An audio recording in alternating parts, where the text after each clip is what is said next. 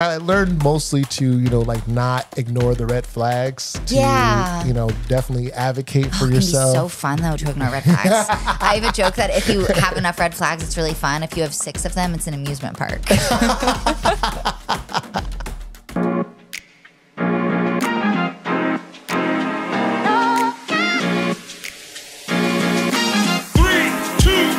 Seanydoo. Woo!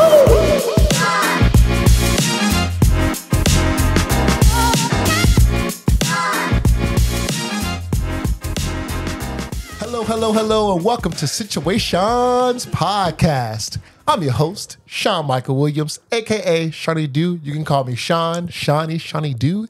Does not matter to me. I'm just glad that y'all are here. Have a special guest with me today. Who is this lady? She is phenomenal. I cannot wait to introduce her. She has been making me laugh the entire time, and I've seen her on stage. I'm gonna jump on into it in one hot moment. Yay! But yeah, thank y'all for tuning in so very much. You know what? We decided to kind of go off script and hold the mics in our hands. We're crazy, right? This is your idea, so I love it. So thank y'all for tuning in so much. This podcast is about dating, relationships, mental and emotional life experiences. Ooh, fucking we. Yeah, I love that. My cup of tea. Yes. And I want to say thank y'all for tuning in, and definitely subscribe to the Patreon, patreon.com/Situaseans podcast if you want to get all the tea, all the, bonus content and everything that goes on behind the scenes, and dating app screenshots, makeovers, all that good stuff. And some of the interactions that I have with the people that I go on dates with, of course, the tea. Got to give the drama. Give the people what they want.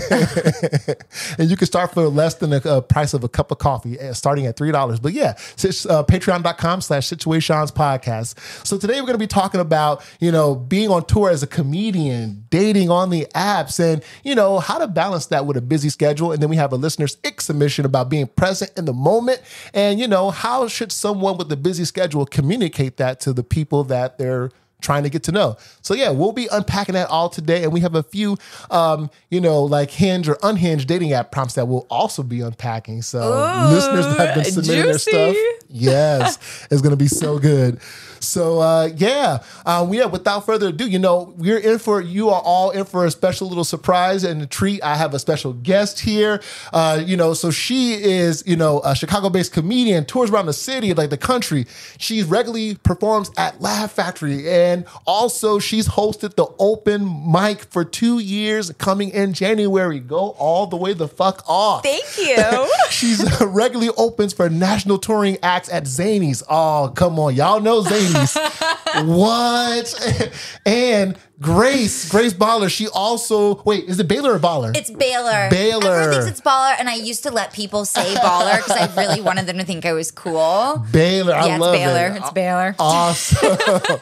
Yeah, and Grace writes for Bob and Tom Show and Reductress? Yes. Ooh. Yeah, have you read Reductress before? I've heard of it, but I haven't read it. I feel like you'd love it. It's kind of I describe it, my elevator pitch for it, they probably wouldn't love this, but I describe it as The Onion for anybody who's not a man. And it's a great satirical women's magazine. Ooh, I love that. Yeah. You have to send me the information. I will. It's really awesome. It's really funny, really absurd. Love it. Yeah.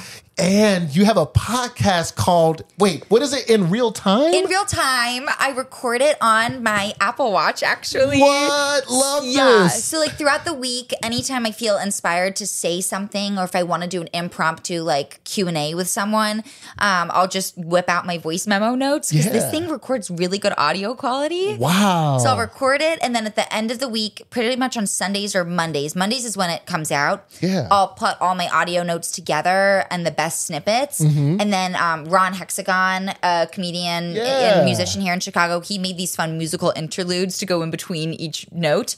And they're 10 to 15 minute episodes. Wow. As you all can see, Grace Bahler Her reputation precedes her. So without further ado, welcome to the show. Thank you so much for having me. I'm so excited to be here. Wow. Thank you so much for coming on. And like, I know like you're kind of in the middle of like touring right now. So thank you for like, agreeing to do this show. Oh my gosh. Yeah. This is so cool. Means the Wouldn't be absolute anywhere world. else. Yeah.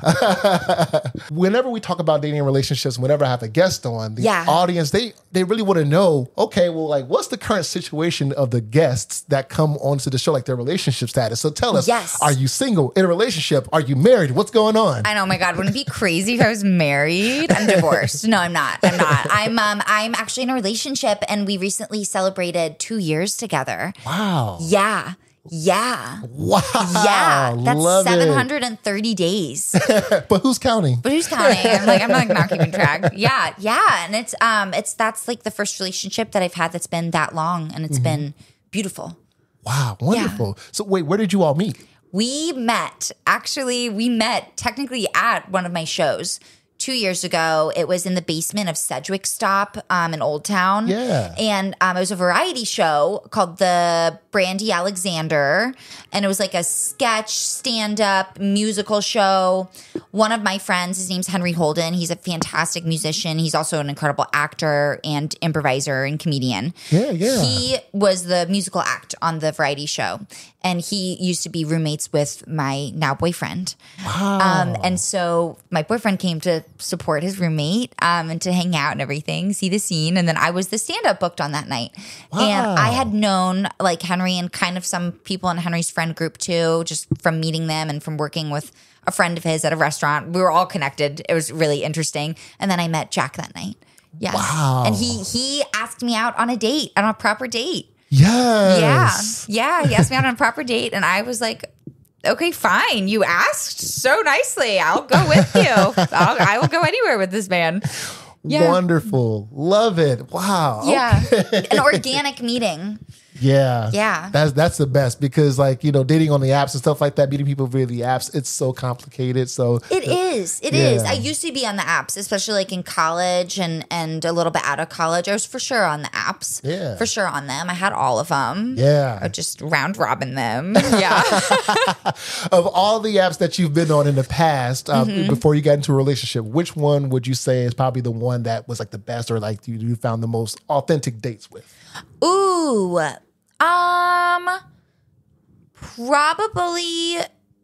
Oh, I want to say Hinge, but I had it maybe for like 2 months, so probably Bumble. Okay, probably Bumble. The only 3 I ever tried were Tinder. That was like my college days, and that was like not conducive. Tinder, Bumble, and then Hinge. Yeah. So Bumble was, I like that the women have to message first. And I loved the Bumble BFF option where you can match with friends. I love that. Yeah. Like I've used that a couple times. Like actually met a couple friends via like Bumble BFF. It's so cool. It does hurt though when you get rejected on Bumble BFF. That hurts way more than any romantic situation. Yeah. Exactly. Yeah. Awesome. Yeah. So like I know, like as myself, like I'm a single person on the apps. Ooh, okay. That's so fun though. That's so fun. It's okay. Yeah. Yeah. I was in a relationship back in 2020, met someone on like OkCupid. Okay, yeah. Yeah. And then it only lasted for about maybe like a year and a half, only because we were arguing a lot. Long story short, we both come from like traumatic like childhoods, but I had like theater, music, all these other like positive outlets. Yeah. And she didn't have those outlets to kind of process and, I guess, go through what she was going through. Yeah. So a lot of that hurt inner child would come out, and then we would be arguing back and forth. And it's so huge though that you can recognize that and that you aren't being like, I mean, honestly, I think a lot of people would probably be like, fuck that bitch. So that shows your own like healing journey. Yeah. And especially too that you can recognize that like your inner child, the older you get, you have got to tune into what it needs, especially when it comes to romance. I fully believe too, we attract certain relationships that like teach us lessons And like, you're going to keep attracting the same thing until you learn it. Yeah. There you go. There you go. And it sounds like you learned a lot from that. I did. And I learned mostly to, like not ignore the red flags, to, definitely advocate for yourself. It can be so fun though to ignore red flags. I have a joke that if you have enough red flags, it's really fun. If you have 6 of them, it's an amusement park. That is hilarious. I knew having you on would just be a delight. I'll be full of this the whole time. Yes. I love talking about this stuff.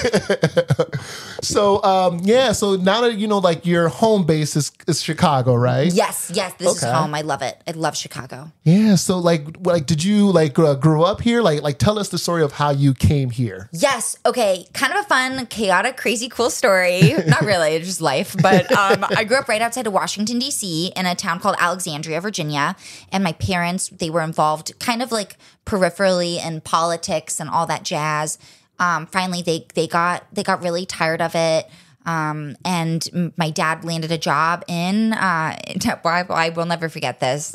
He sat me down with my mom, and I'm an only child, by the way. So there's like a serious conversation. He was like, we have some news for you. And I was like, oh my God, you guys are finally getting a divorce. No, that was not it. Instead, he's like, we're moving. And I was like, oh my God, we're going to go to California. And then he was like, we're moving to Indianapolis. And I was like, that's great. But she was like, are you sure you're not getting a divorce? Yeah, I was like, I think maybe we should all evaluate what's happening right now. And so at the age of 14, moved to Indianapolis, went from going to a really cool, diverse, incredible public school system in Virginia to a very, very private school in Indianapolis. And that was such a vibe change for sure. Lost my sense of self. Ended up going to college in Montreal because it was in between Indiana University or McGill. And I was like, I'm getting out of the whole country. I'm done with this, at least for a few years. Did college there, thought I was going to be a lawyer because I've always wanted, and I know this sounds so cheesy, maybe you relate to this. I've always wanted to like change the world. Like I feel like I've always wanted to do something impactful. So I thought that like, oh, of course, I have access to a great education. Let me do this and become a lawyer and do it that way. And then randomly in 2018, I decided to try an open mic in Indianapolis over that summer. I was interning for a magazine, and I pitched them the idea of me doing an open mic and then writing about my experience. And they were like, yeah, sure, go for it. We'll see what you write. And they ended up publishing it. And so I have my documented first time ever doing stand-up was on there. Wow. And I got off the stage after that open mic, and I told my parents, I'm moving to Chicago and I'm going to be a comedian. That's it. I've never had so much fun. And I didn't do theater growing up. I didn't perform. I just did sports. I refuse to express myself creatively, even though I'm a creative person. I think all of us are. But yeah, so that's the story. And then I've been here since 2019. Wow. Yeah. That is amazing. Yeah. It's been really fun. I'm really glad I'm not a lawyer. Yeah. And you've been working hard. You've been traveling, doing shows, like putting in the work. Like that is amazing. Thank you. Thanks. And like your boyfriend. So like how is he? Like, as far as like your schedule and everything, does he come with you sometimes? Is it like, oh, you go ahead and travel. I'll catch up with you when you're back in the town. Like, so sometimes he does. It's so fun. I have to say, first of all, he is so supportive from the get-go. I mean, the fact that he asked me out on a date after seeing my comedy set, and that was 2 years ago, so it was still pretty new.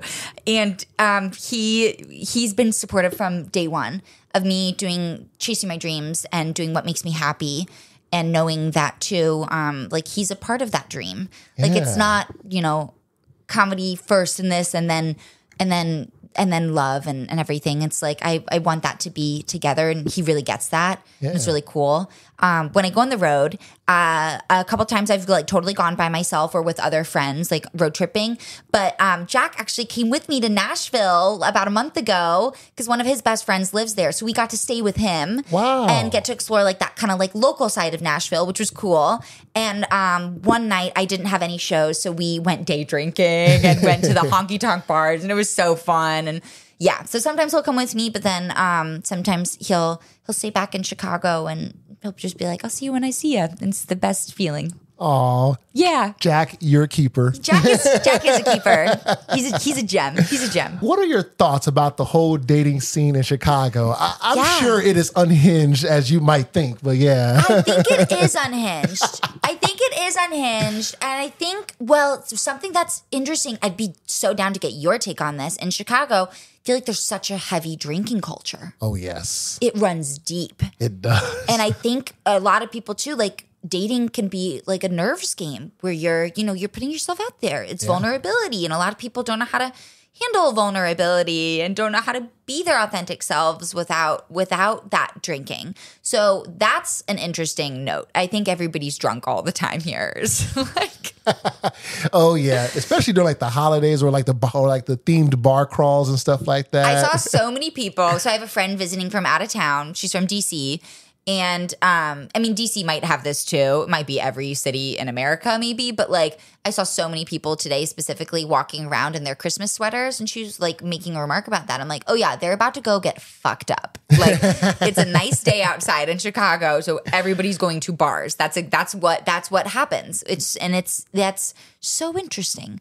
And I think that definitely plays into the dating here. Yeah. I think it's kind of messy here. Oh, yes. Yes. Yeah, it sounds like based on your answer, you've had experience with that mess.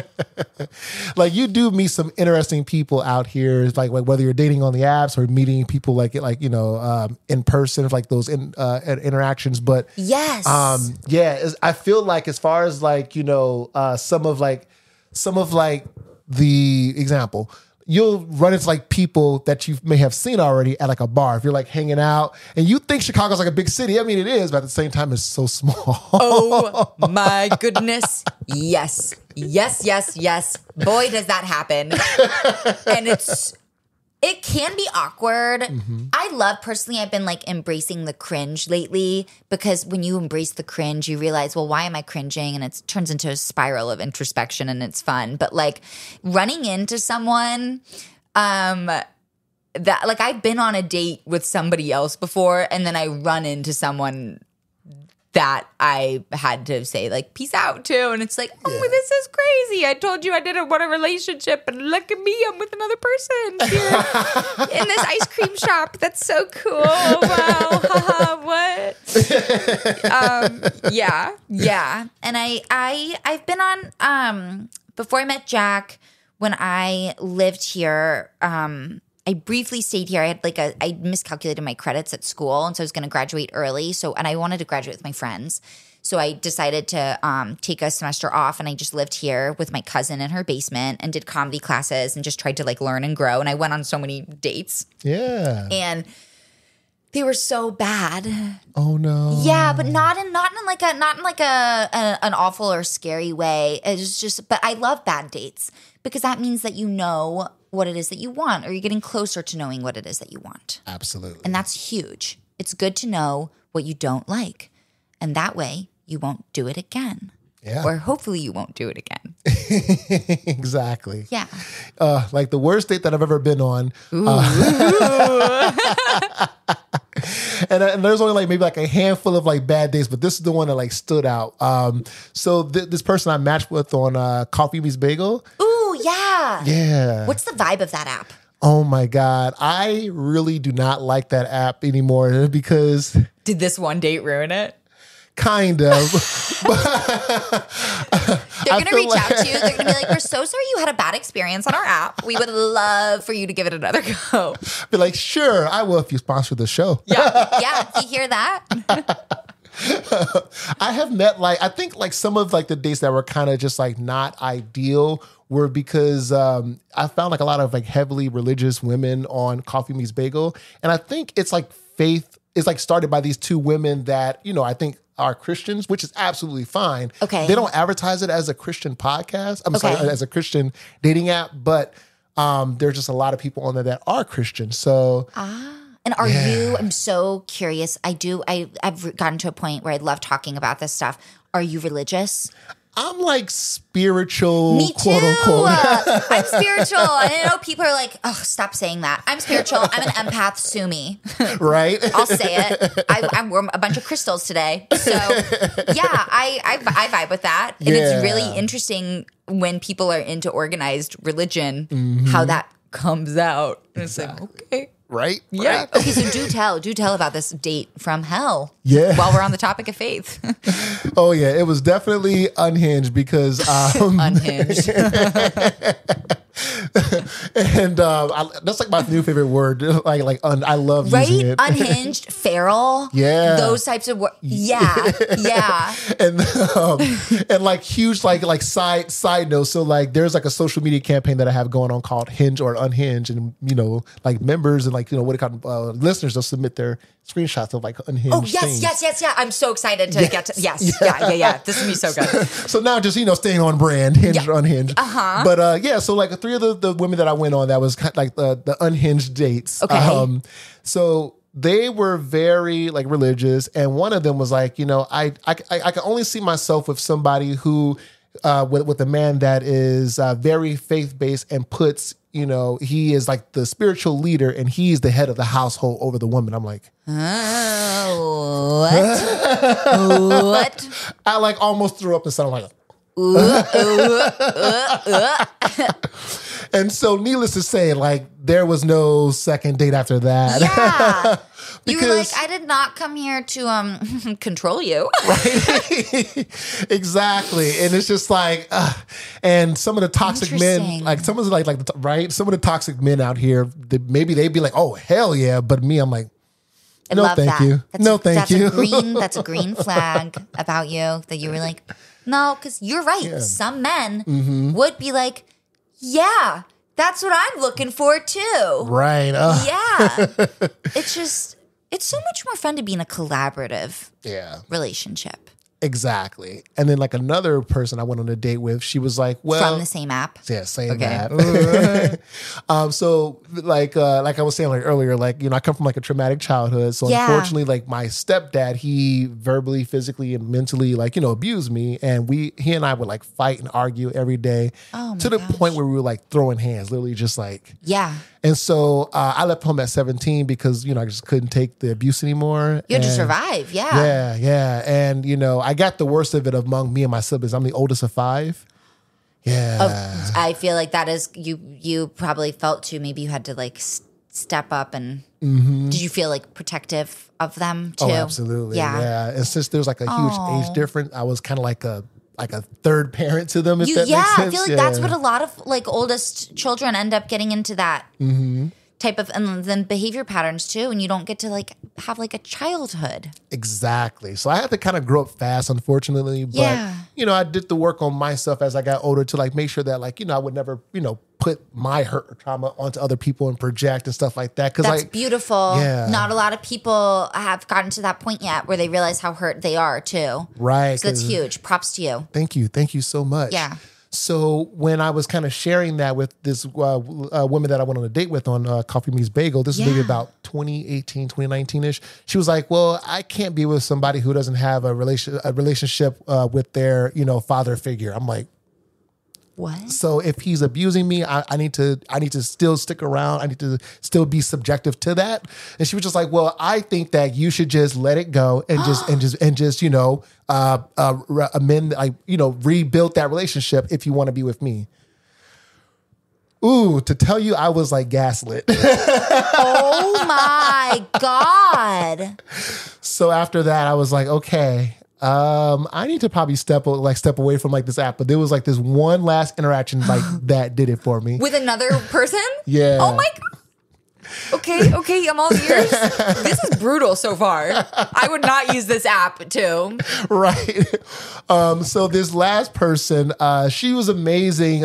We had great conversation and everything. We met up over sushi in Palatine in the north suburbs. And, so when she walked in, she was like wearing like this fancy designer outfits and stuff like that. I'm like, okay, go off. I'm like, damn, I feel like I'm a little bit underdressed, whatever. Because I wore like a nice shirt, like nice like pants, whatever. Yeah, well, I can tell based on like your apartment, your vibe, like you have style. You have style. So I love that you can appreciate that in someone else too. That's absolutely. Yeah, so so she's like wearing all these designer outfits and everything. Okay. And so we're having a conversation, and she's talking about how she's independent. She worked hard for what she got. I'm like, yeah, go off. Yeah. And then she's like, she doesn't need a man to pay for anything. I'm like, okay, go off. Yeah. I'm like hyping her up. I'm like, okay, cool. And I'm so nervous right now. I'm so nervous. So then the check comes, right? Okay. And like the waitress is asking, how do you guys want to pay? And so I'm like looking at her because I'm like looking at my date. I'm like, well, she did say that she doesn't need a man to pay for anything. Yeah. I want to be respectful of that. Yeah. So let me kind of tread lightly. So I tell the waitress, we'll split. Yeah. I feel like that's a great option. That was a first date too, right? Yeah. And normally I'll pay for the date. Maybe about like 90% of the time I'll pay. Unless someone's like really insisting on like, hey, I'll pay. But, or like taking turns paying. Exactly. I think splitting down the middle was great. Did she not react well to that? Yeah. So this is where it kind of gets a little tricky. So, so when, the check, so like, waitress goes and like swipes our cards and everything. While she's doing that, my date is like, hey, can I talk to you for a second? I'm like, yeah, sure. She's like, I feel that it was very disrespectful that you split the check down the middle instead of just paying for it since you asked me out. And I was like, well, I didn't want to, offend you because, you kind of told me about like the last 2 hours that, you don't need a man to pay for you and everything. You're independent. Yeah. I was just trying to respect your boundaries. Yeah. So, after that, she was just like, I just think at the end of the day, it was just disrespectful that you didn't pay for this date. And so, I wish you all the best. Like, just like attitude left. I was like, okay. Wow. Good thing you split down the middle. Yeah, exactly. Yeah. Wow. So I feel like that's disrespectful to well, I mean, I guess she showed her true character right then and there. So you didn't go on another date. Yeah. Did you go on another date? No, not That's with her. great. That's great. Yeah. But that's interesting. Yeah. I think splitting down the middle is that's perfect. That's neutral. Right. And like on the first date, like, and kind of going back to what I was saying about like 90% of the time I'll pay for the first date. And that's only because it's like, I kind of operate under the model. This was even before that interaction. I was just like, well, whoever asked who out. So I guess like, even if it's like the woman asked the guy out first, whatever. Then I love that. Yes. Yeah. Yes. So that is a good model. So I'm not crazy, right? Okay. You're not crazy. You're not crazy. Oh God, she did try and gaslight you there. You're not crazy. You're not. That was a very respectful thing to do. You showed that you were an active listener. You comprehended what she was saying. You're like, yeah, you don't need me to pay for this whole thing. We can split down the middle. Yeah. She's wearing designer clothes. Right. Sushi. By the way, sushi on a first date. Love that. I always get really nervous with first dates, like eating food. Yeah. I just because I sometimes like, especially sushi, like fitting the whole piece in your mouth at once. Yes. What's your thoughts on sushi as a first date or first date food? I think it kind of gives you a little bit of a chance to kind of, see what the other person likes as far as like their different tastes in sushi or whatever. True. But and see if they can use chopsticks. That too. Yeah. And if they use a fork, we're judging. Yeah. What about eating sushi with fingers?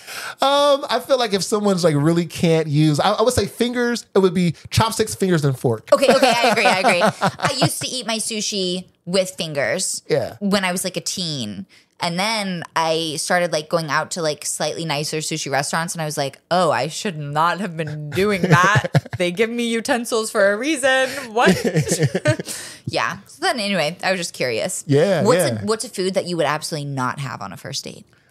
Anything with cheese, because like I only like two types of cheeses, like pepper jack and mozzarella, and then on top of that, I'm heavily lactose intolerant. Good idea. Avoid it at all costs. Okay. How about you? Any foods that you would like avoid on the back then, like on the first date? Salad. I will not eat a salad in front of anybody until like date 6. It's so vulnerable. There's true. Leaves all over. You don't know if you're getting the whole bite truly in your mouth. Yeah. My favorite food to eat in general, and I guess I think it makes great first date food, is Italian. Ooh, yes. Yeah.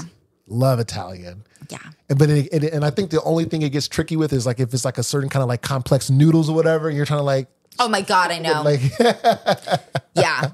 Like make sure that you're like practicing your etiquette on that first date, and then like the noodles, whatever. Like, oh shit, I don't want to like come off as like a slob. I mean, no, right. Yeah. But I do agree though, Italian on a first date, absolutely yes. Yeah, that's a good one to do. Yes, that's very hinged. It is very hinged. It's very hinged. It's very hinged. I'm thinking of like what a really unhinged. I think chicken wings on a first date would be unhinged. Yes. Yeah, because I like doing the thing where you put the whole wing, like the whole flat in your mouth, and you just like suck it off the bone. Yes. And somebody has to wait to see that I have that skill. They just have to wait. Right? Yeah. What's your favorite thing about Chicago in general? Ooh. Okay, so I feel like it's so interesting. When I first moved here, I really thought of Chicago, and I think a lot of tourists think this too, is like downtown is like the skyline. Yeah. Like that. And I'm like, that, I think that's like, couldn't be farther from the truth. Like the true gem of Chicago is all the neighborhoods. Yes. I love the neighborhoods here. All of them are so different and so vibrant, and they all have unique characteristics.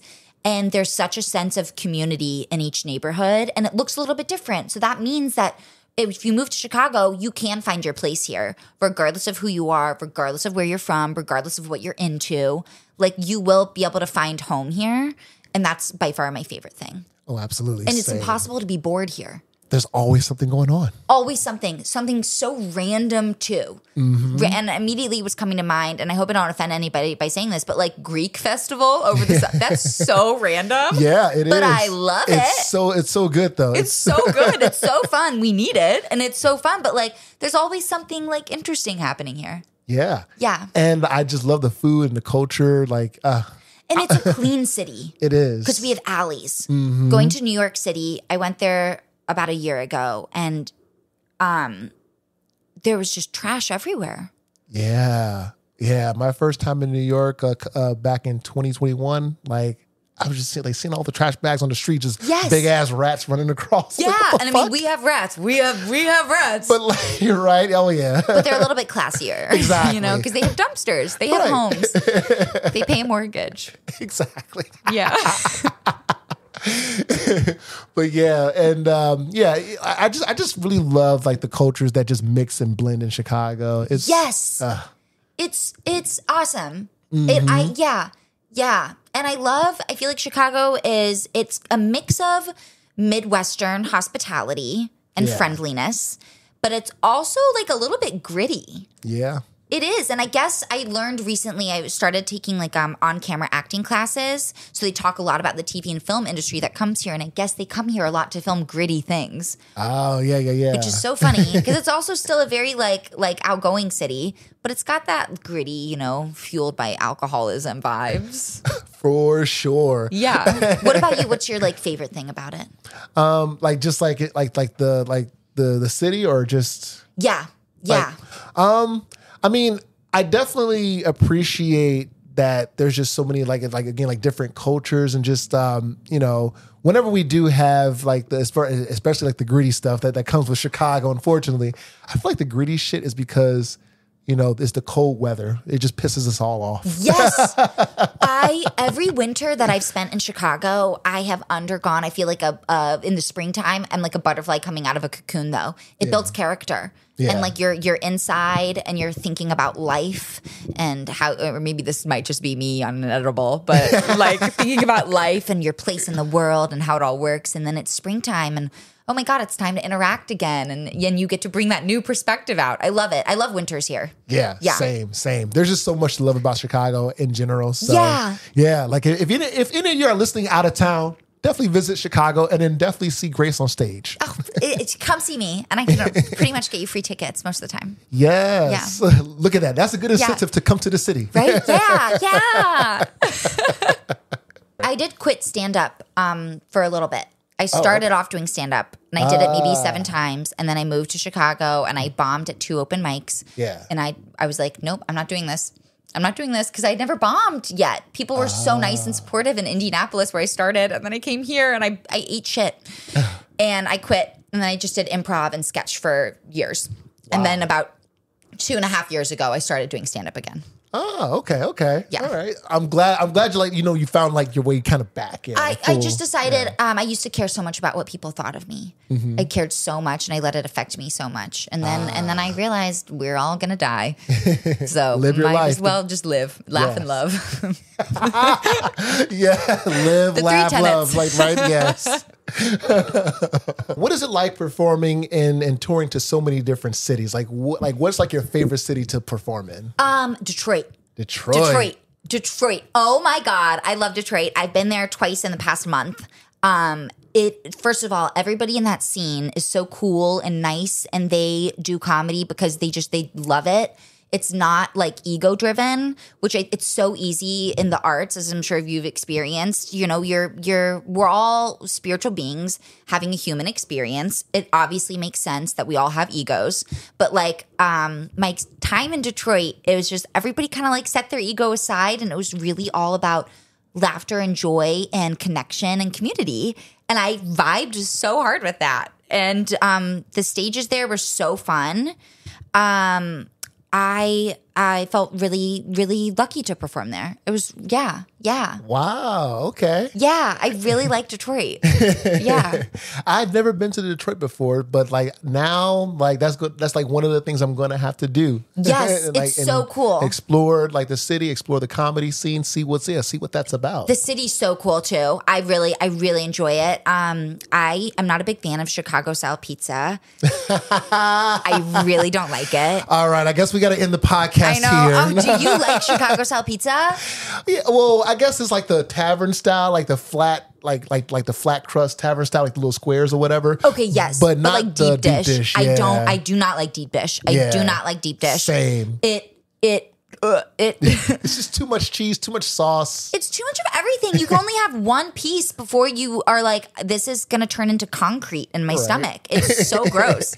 But Detroit style pizza, I've never been more obsessed. Oh, same. I love it. Like the thick squares. Yes. It's so good and crispy on the outside. Oh my God. It's so good. And I know they have Detroit style here. I just haven't had it yet. Yeah.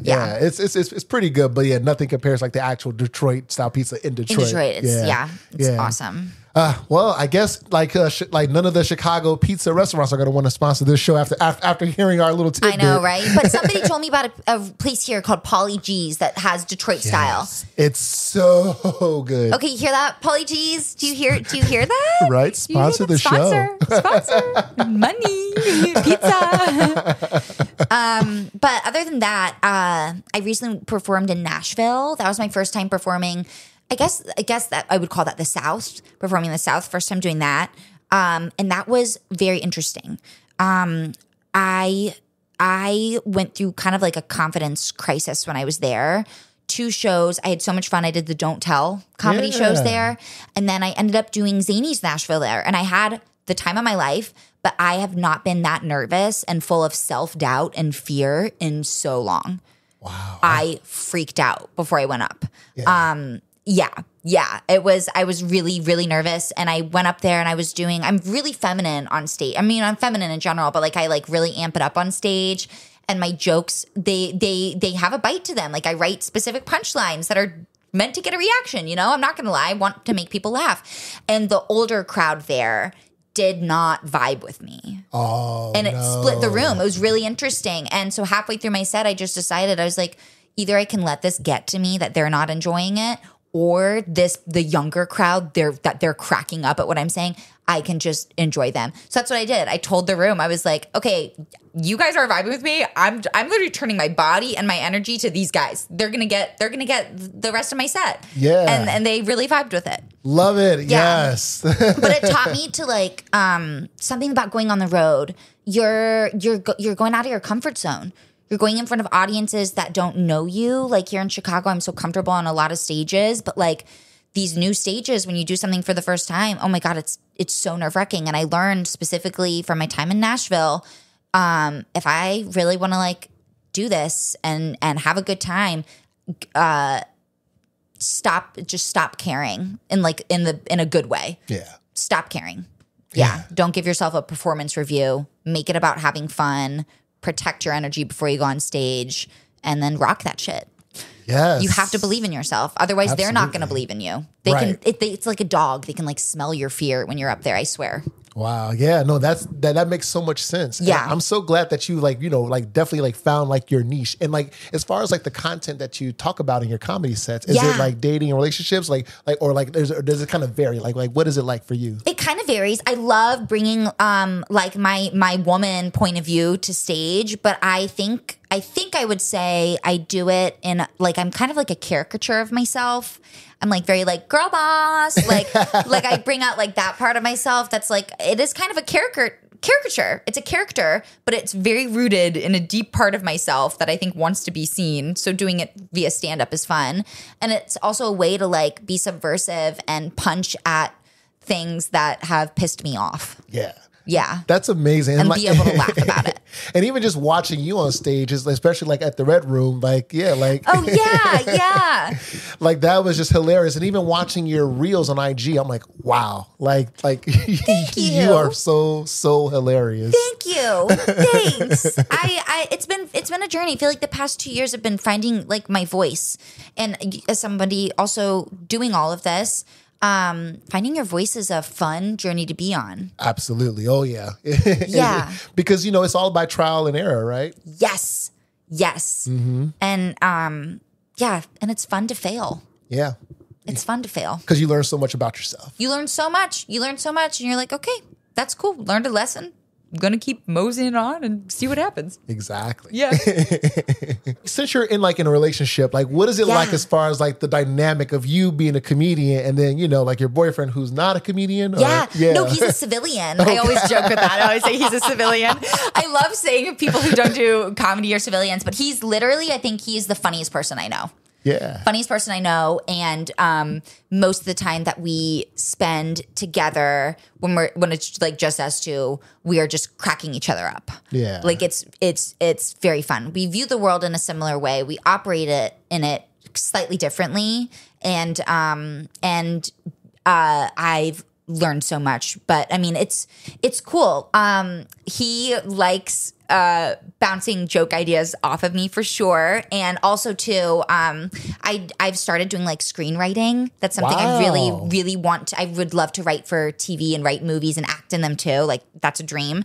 And so I've been writing, like kind of experimenting with that. And so what we'll do sometimes, he'll like pitch me an idea for a TV show or a movie, and it's very fun. It's there's a good balance. He's still a very creative person, even though he doesn't like get up on stage. So it's great, and I love talking to him about his point of view because it's very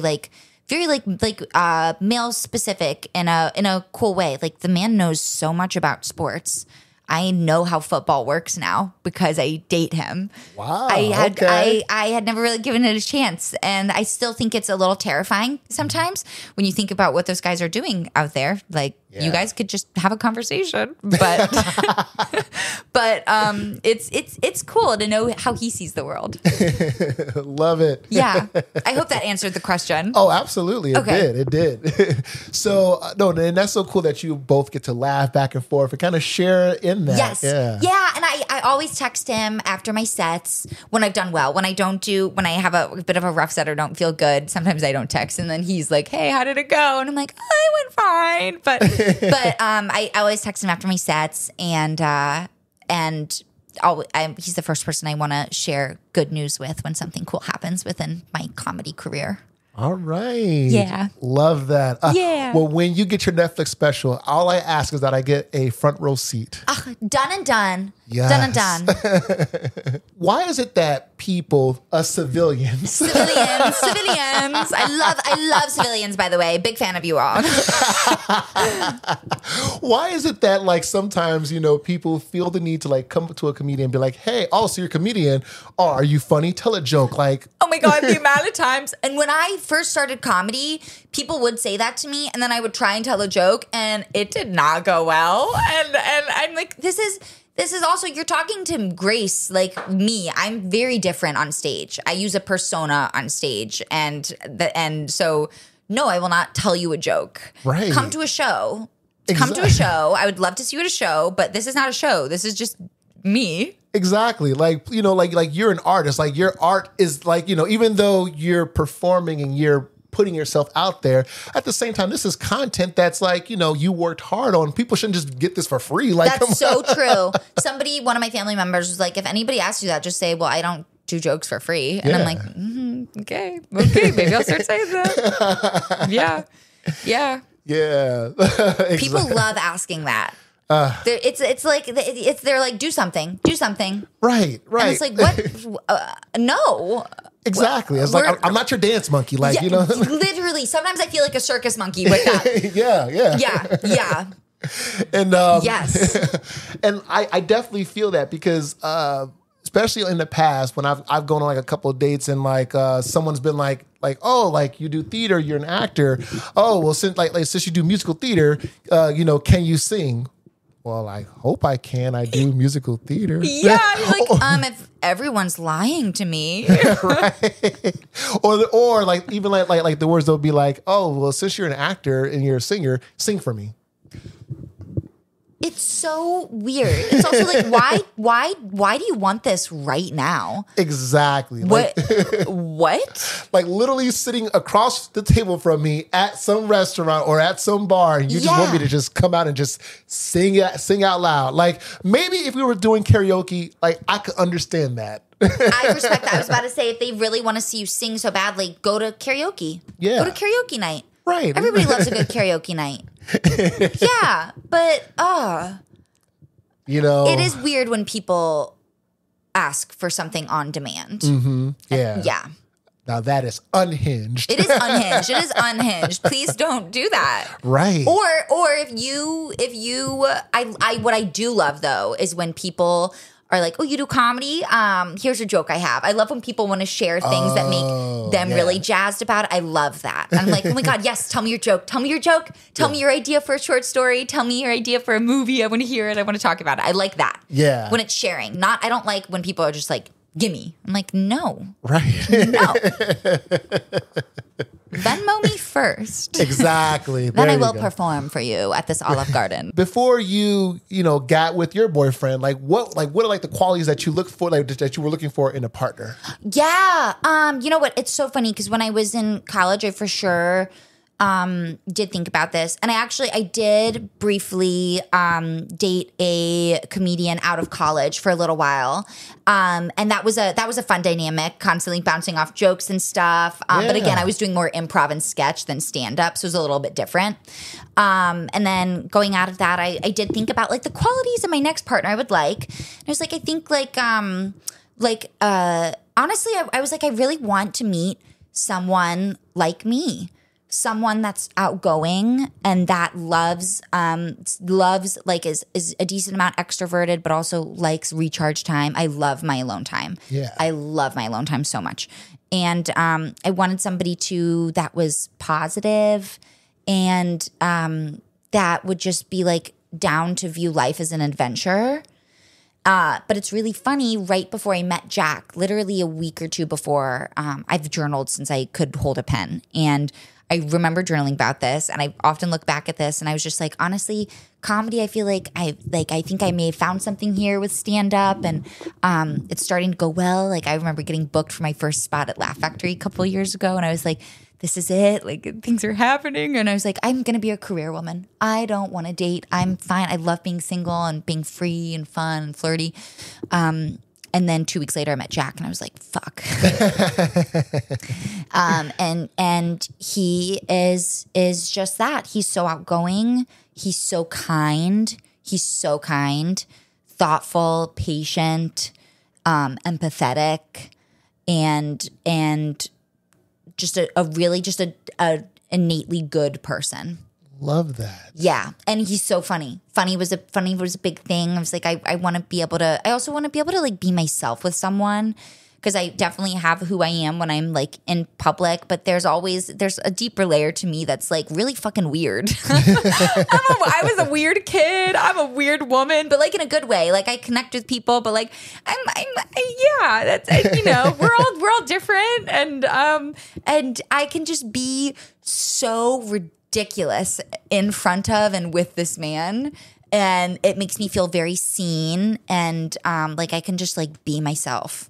Yeah. Yeah. Love that. Yeah. Go all the way the fuck off. Yeah, no, really can't say enough good things. Good. And then what about you? What are your qualities that you are hoping to attract in a partner? Yeah, so definitely, you know, like someone that's like a good listener that definitely is able to, you know, like have respect within themselves and like advocate for like self-love, like, you know, advocate for themselves and stuff like that. And of course, you know, I still want to support and everything, but at the same time, someone that's like emotionally aware within themselves and is doing the work. Yes. That's a really big thing of doing the work and of healing. And even like, I had a phenomenal childhood, and it was great, but so I kind of grew up thinking that I didn't have mental health issues until I got into my teens, and I was like, oh, no, we got something going on. And I kind of thought too, well, I don't have trauma or anything, but then it's like, no, we all like as children we're so sensitive too. Like you gotta do the work at some point and touch base with yourself and figure out emotional needs, and it's okay to have emotional needs, and then to be able to address them yourself. Yeah. Before seeking out a partner that can fulfill those needs. Exactly. Yeah. Because I think one misconception is people sometimes think that, you know, the people that we bring into our lives are kind of like responsible for our happiness, when it's like, no, the happiness starts within. Yes. And the people that we bring into our lives, they're adding on to that. Exactly. Complement it. Mm-hmm. And I remember being like a teen in high school and like having like a Tumblr and everything. Oh, yeah. I was this little Tumblr girly. That was my friend group, was the internet. And I remember always seeing those things on Tumblr and even on Pinterest, like, love yourself first, self-love and everything. And I don't think I understood the concept of self-love, honestly, probably until about a year ago. Like true self, like loving, not just like the good parts of yourself and not loving the parts of yourself that other people love, but loving the parts of yourself that are like deeply hurt and that need healing and that sometimes don't come out in a good way. Right. Absolutely. Yeah. You know, and I think, you know, we're all pieces of work. We're all, you know, trying to improve ourselves. There's always room for improvement. Yeah. And even like, you know, like at 31, I'm always trying to figure out, what can I do now to like, you know, continue to put in the work to make sure that I'm presenting my best self. That's huge. Yeah.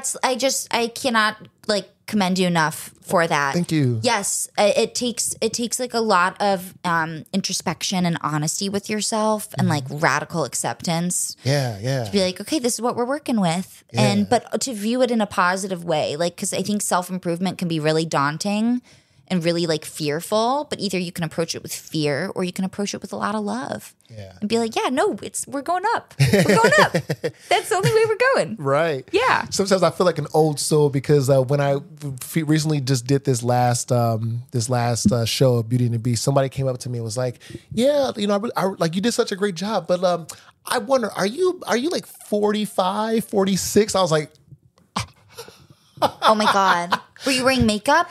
The makeup was already off by the time I went to go greet the audience. Oh my God. Yeah. And like this person was just like, I was like, what? Like, I was like, do I really look like you look 25. When you said you were 31, I was like, really?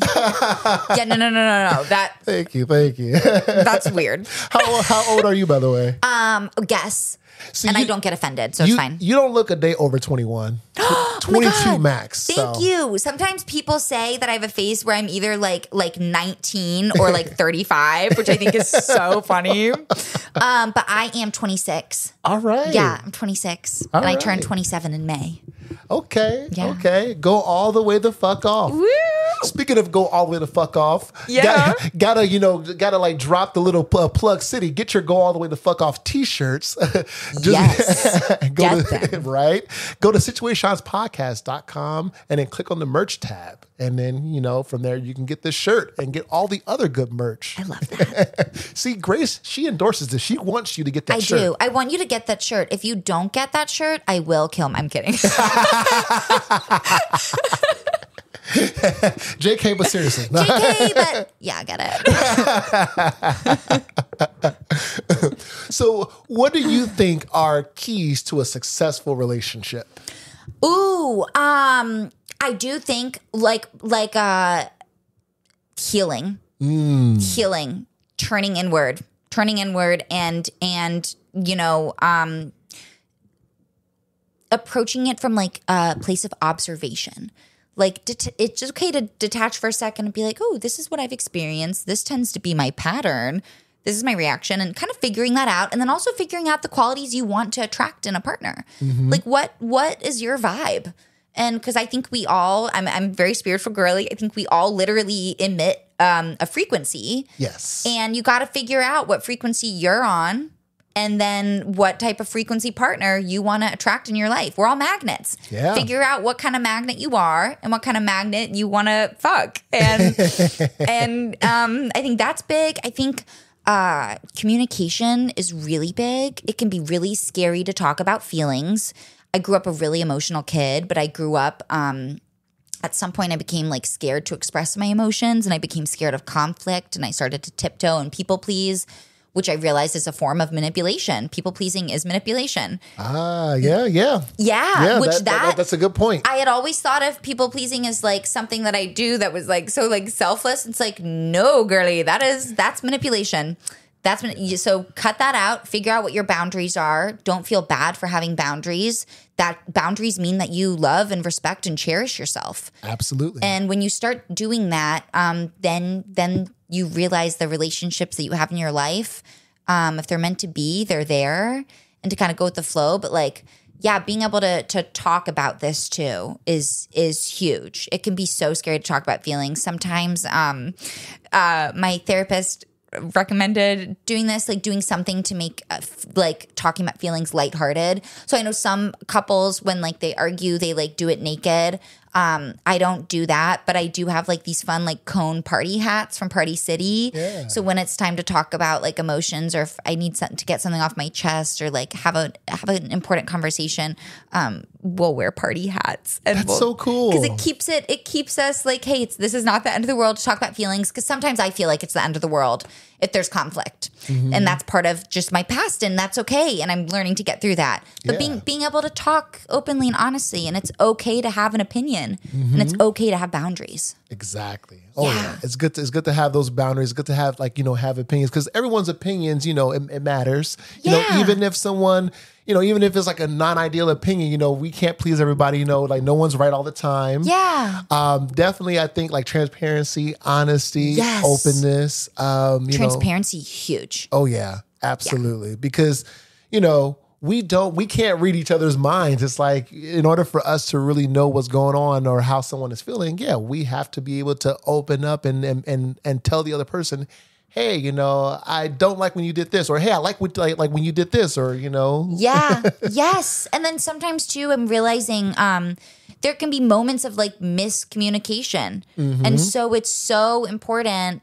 A big thing I've learned in the past year is whenever you have a feeling, don't run with an assumption and with a narrative behind it. Right. I have had historically a tendency to do that. And it's so easy to do it. It's so easy to. But instead, talk about it and see if the other person get what they're thinking. Yeah. It's okay to get some feedback and then go from there. Then you've cleared the air and everybody knows what's going on. And then you realize sometimes a mountain was made out of a molehill. Yeah. Yeah. There you go. That's such a beautiful way to put that. Wow. It helps a lot. Yeah. Thank you. It was painful to learn over a series of cycles. But once I finally learned that, I was like, okay. No. It's really good to be upfront and transparent and honest. Absolutely. Be honest. And the truth in truth in comedy, I love truth in relationship. Like, just be, if it's the truth, yeah, sometimes it can hurt and it can bring up bad stuff, but like, it's the truth. Mm-hmm. Yeah. There you go. And I think one thing I like, especially about like our generation, is like, you know, we are more open to talking about feelings. We're more open to like doing like that self-advocation, and as well as, you know, seeking therapy and stuff. Cause I'm in therapy as well. Me too. Love it. You know, it's awesome. Yeah. It's a good place to be able to talk to someone that has no investment in your life, you know, and be able to, share some of the deepest things that go on with us, and they're able to provide such great insights, you know, to, you know, help us lead better lives. So, yes. Yeah. No, that's so true. One thing I love doing too with having therapy, I do it like every other Monday. And if I like notice that I'm feeling a certain way, or I notice a behavior, a pattern I'm engaging with, I'll like write it down on my phone, like on my notes app. And then when it's time for the session, I'm like, hey, I'm ready to talk about these things. Yeah. Like, I want to talk about it with a licensed professional who can guide me through this. Yeah. And it's so good. It is. Yeah. Yeah.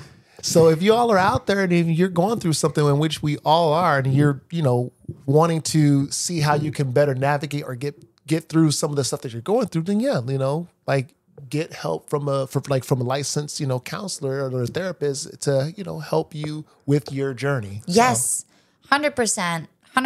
Or go see a psychic, you know? Oh, yes. That I love too. That. Yes. I have my whole roster of them. Yeah. Yes. BetterHelp sponsor this podcast too. Yeah. You're going to get so much money. Right?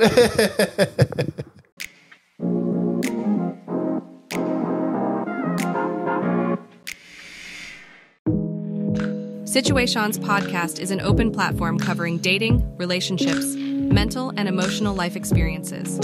If you are looking to advertise your brand or product, or would like to sponsor the show, send an email to situaseanspod@gmail.com.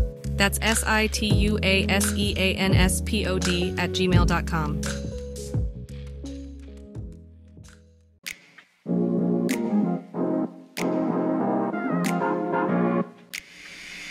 Are you all ready for that listener submission? Are you ready for listener submission? I'm ready. I'm ready. I'm really ready for this. Let's hop into that listener submission. This listener submission says, this prompt is a yellow flag. So they have shared a screenshot of a prompt from Hinge.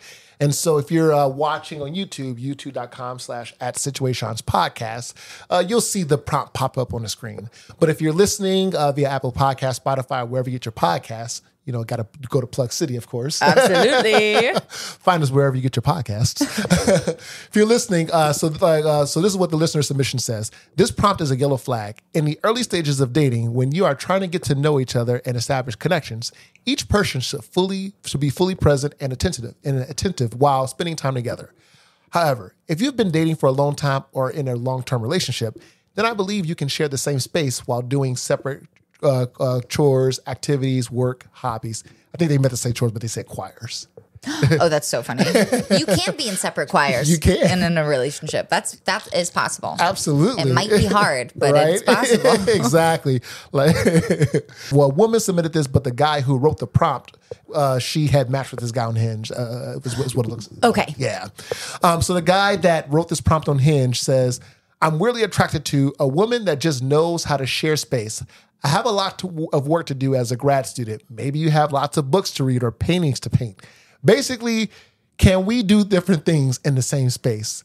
And so the woman, of course, screenshotted this of whatever that the guy put in his profile. So, I mean, this is a little bit this is a yellow flag for sure. It's like, It's a yellow flag because it's like, that is so specific that obviously this has been a pain point in that man's previous relationship. Exactly.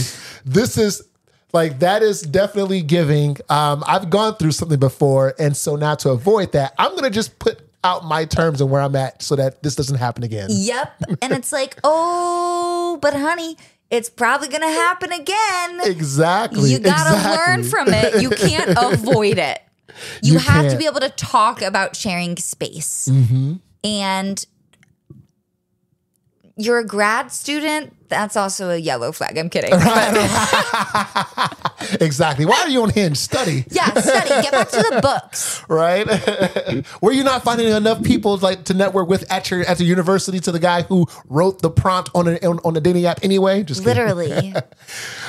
No, this is interesting. Yeah, and one of the things that I kind of took away from this is like, okay, so I understand is like, yeah, you know, like you got a lot going on, but you know, like there's a better way that he could have communicated that, hey, I'm busy, or hey, I'm, you know, trying to like, you know, do my grad program. Yes. You know, there's so many better ways that he could have put that, but it's like, but yeah, it's just giving like, yeah, you know, like I'm busy, you know, so go do this while I do this because I don't have time for you. Yeah, he got so specific in that about sharing space, being a grad student, wanting a woman who reads or paints. Also, we do more than read and paint. I just want to, we might be in grad school too. Right?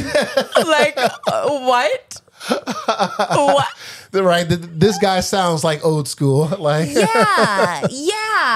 It's he could have been like, that's not a weird attraction, wanting somebody who's passionate. That's all he had to say. I'm attracted to women who are passionate about extracurriculars or their purpose in life. Like, leave it at that. Exactly. Yeah. Exactly. This guy was just like, you know, like a few words away from just saying, and just go live, laugh, love on your own. Honestly. Yeah. I would not swipe with that person, or I would swipe, go on a first date and just kind of ask a lot of questions to find out what happened and then never see him again. Exactly. Like, who hurt you? Yeah. Something clearly happened. Yeah. So like as a comedian, like, you know, I know, you know, you're performing late into the night. Sometimes you're performing 7 days a week. You're just like back to back to back. So how do you relate to your significant other? Like, hey, you know, I'm a little bit busy. So like, you know, like, let's try like find, you know, a time or whatever like that works for that we can, you know, be one within the moment with each other. Yeah. Oh, yeah. And that's been something to for sure figure out, especially transitioning from having like a structured corporate career to then doing this full time and going on the road more and figuring out what the next step is. And I think I read it somewhere. Who knows? It could have been a TikTok. It could have been a Pinterest thing, but it stuck with me. It was like, the more you start choosing yourself, so will other people in your life. Yeah. Yeah. And so I had to let go of my insecurity of losing people in my life, whether that was a romantic relationship or friendship, by doing what I love, which is going after this dream of mine. Yeah. And the more I've done that, actually, the stronger a lot of my relationships have gotten, because when we do have that time together, it's such quality time. And I mean, you have to make time. And so yeah, sometimes like friendships, like hanging out with like I have such a wonderful group of friends here in Chicago. They're all like some of the best people I've ever met in my life. And I didn't see them for like the past month.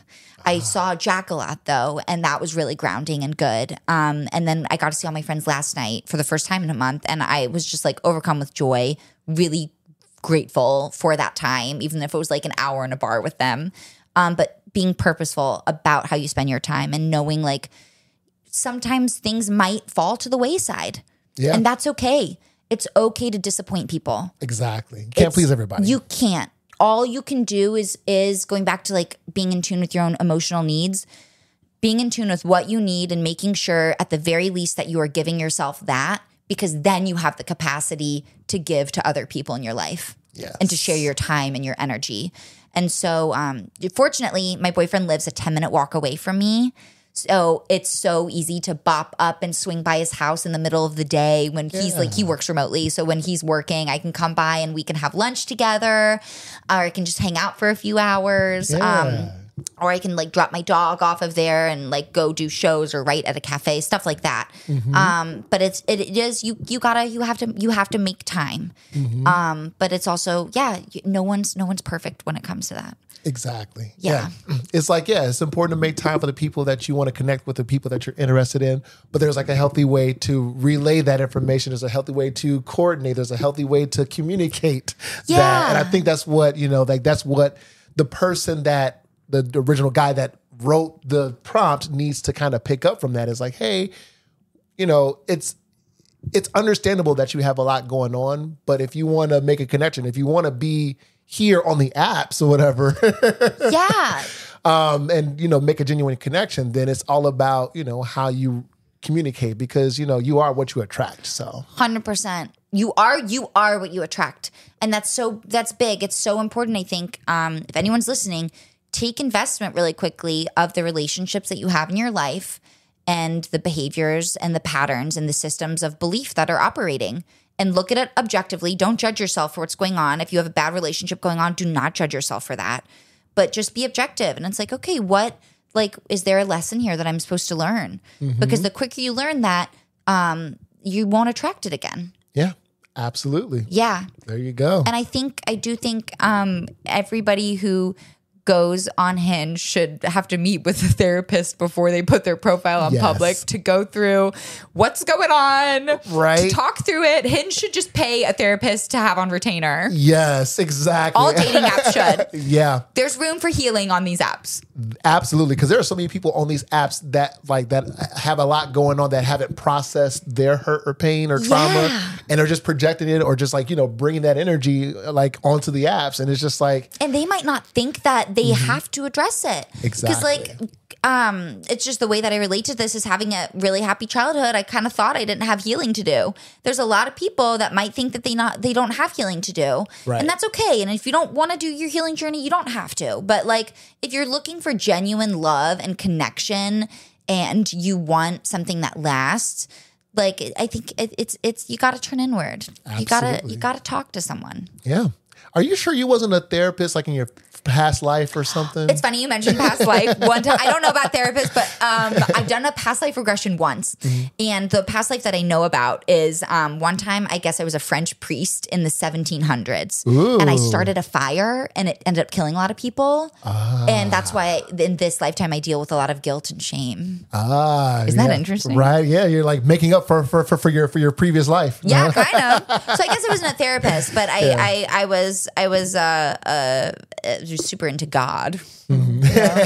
So I would have loved Coffee Meets Bagel. Right. Yeah, there you go.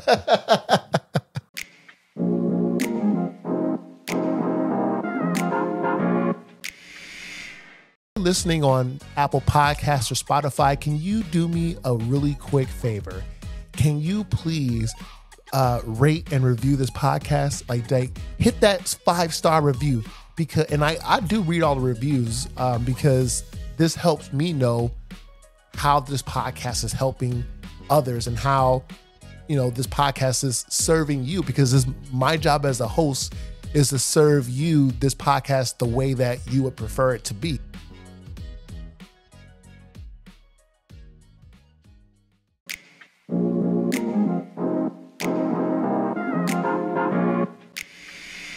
For this segment, what I've been doing lately with like a lot of guests is like a Hinge or Unhinged segment. I love this. So kind of like, you know, like users, like, I'm sorry, not users, but, you know, listeners, they'll submit their Hinge or Unhinged profile prompts. Yeah. If you want to have your Hinge or Unhinged prompt aired here on the show, you know, just take a screenshot of it. You know, we don't show people's names or faces, you know, but if you want to take the screenshot of the actual prompt, submit it to situationspodcast.com/submit. And then, we'll unpack it here on the show. So you ready to jump on into this one? I'm ready to jump on into this one. Yeah. All right. So this one says, I'm looking for something serious with a not so serious guy. Okay. So they want something serious, but with someone who is not serious. Which that's giving me mixed signals. Right. It's like, but then this is the first person that's going to complain like, oh, well, this person, you know, couldn't take anything seriously. This person didn't want to build something or whatever. Yeah. It's like, well, what do you want? It sounds like you want mess. Yeah. Which that's okay. That's right. Okay. Some people love mess and love drama, but say that. Don't say you want something serious with a not so serious guy. Like, come on, own it, girl. Own it. Exactly. Own it. That's interesting. Or do you want a goofy guy? Right. Say a goofy. Say goofy. If you want a goofy guy, love that. Everybody wants a goofy guy. Yeah. So do that. Oh my God. I want to know. Okay. All right. This next one. Okay.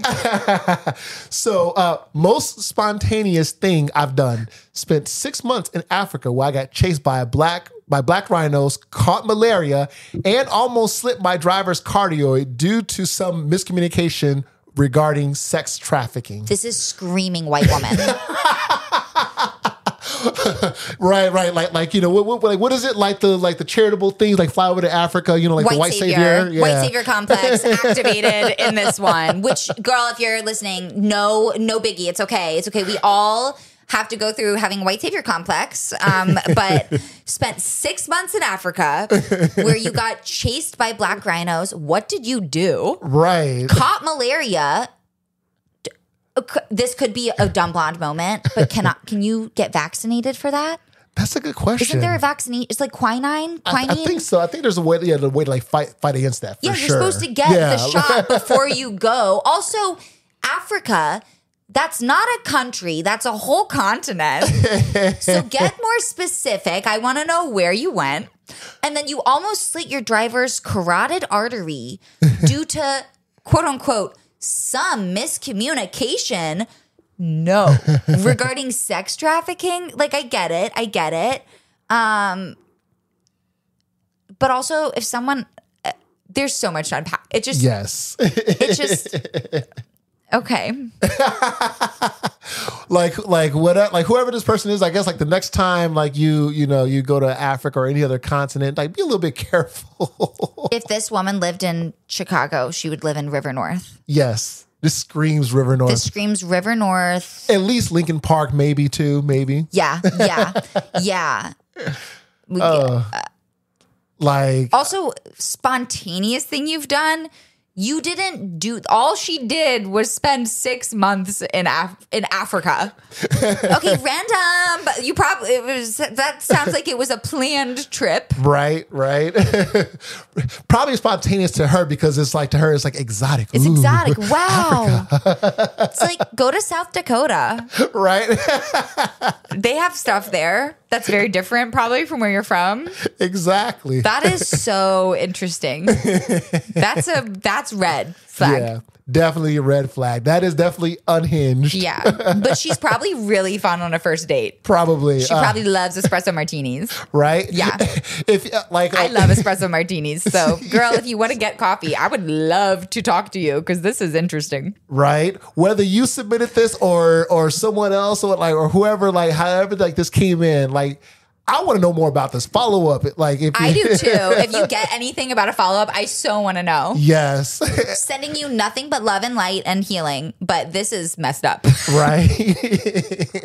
And if we do get that follow-up, I got to have you back on the show so that we can unpack that. Down. I'm so down. All right, one more. Ready for one more? Okay, yeah, I love this. I can do this all day. This one says, my biggest date fail. I didn't do thorough research and went on a date with a guy who turned out to be engaged. Wow. Hinged or unhinged? I would say unhinged. Yeah. Because why are you sharing this? That's so There's true. There's so much to unpack here. Yeah. Like, did you meet on an app? Because also, if you met on an app and you went on a date with him, it's not your fault that you didn't know. The guy was being a jerk and he went on a date with you while he was engaged. Don't internalize that. That's not your wrongdoing at all. That's on him, yeah. It's on him. I just want to know more about it. I don't know if it's hinged or unhinged. Yeah, I feel like... I just have so many questions. Yeah, definitely... unhinged on a guy's part, but yes. For being an engaged man, just because it sounds like she was really surprised by this. Yeah, she was thrown through a loop on this one. Yeah, but I'd also love to know what the date was like because it could be. I mean, it sounds like he was still crossing a line for sure, but I would love to know what the date looked like. If maybe there was a miscommunication and he thought it was more of a hangout. Yeah. But even then. If somebody else thinks it's a date, then you've kind of fucked up. Exactly. Yeah. You gotta communicate. That's wild. And my thing is, as far as so when the guy turned out to be engaged, I want to know, how did she find out that he was engaged? Like, did he just like tell her after the date or whatever? Or did she find out through like the grapevine, like someone bumped into her, like him or some shit? I don't know. Well, I want to know. And I also love that she said, I didn't do thorough research. Yeah. Because first of all, girly, I want to know how you do your research. Like, Right. Okay, FBI is going to not be calling you because you did not do a good job. But I've never thought about, I mean, maybe it's because I have not been on the apps in probably like 4 years.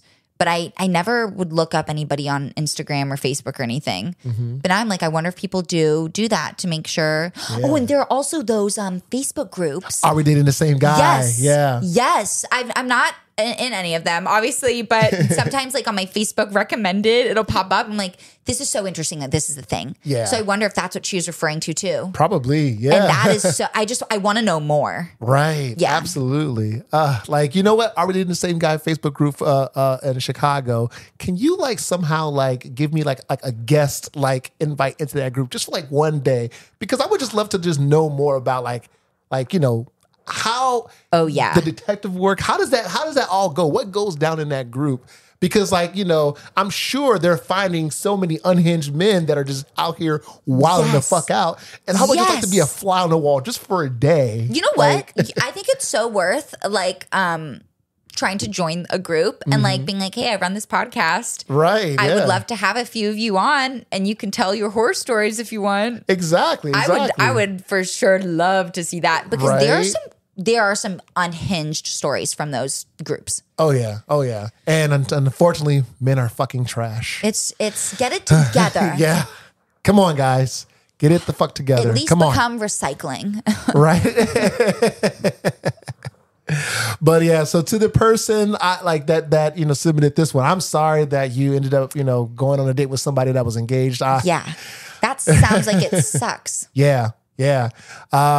Same thing with this one. Like if you happen to catch this episode, like definitely follow up. I want to know how'd you find out, because that would make for a really interesting, you know, unpacking. Yeah. So, Big time. But good luck to you. Yes. You did go on a date with a dream guy. It was just someone else's dream guy. Yes.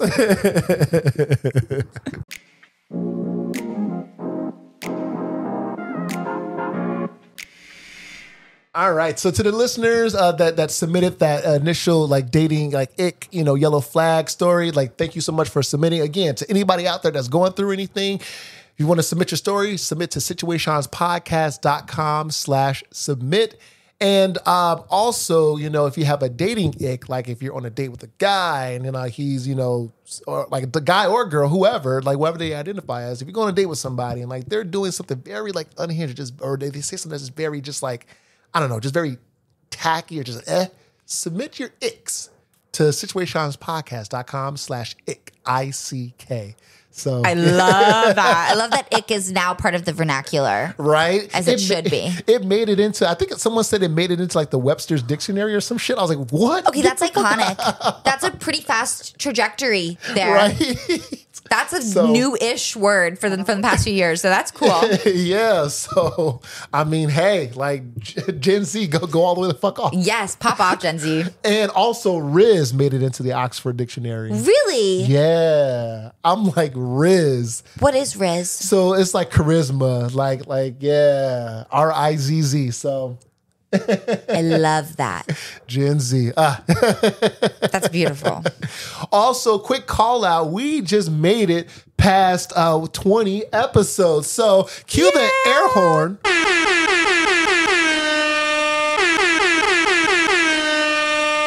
I love a good air horn.